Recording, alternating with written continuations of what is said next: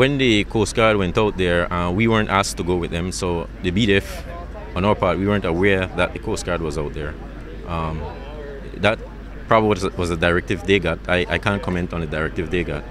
But from what transpired and from what I have heard, clearly we believe they were in Belizean soil.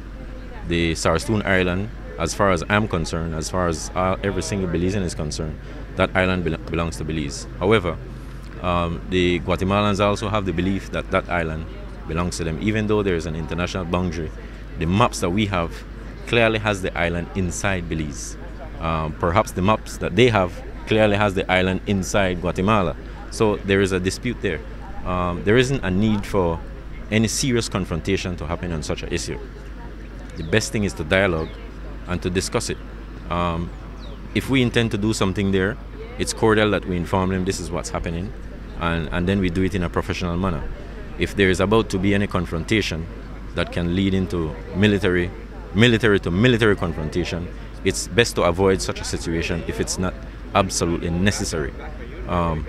It's best that the people from Foreign Affairs deal with such an issue, because it's a territorial dispute between both countries. It doesn't make sense to try and solve it militarily, because that's the last resort. If there's a way you can solve it diplomatically and amicably, it's best to do that.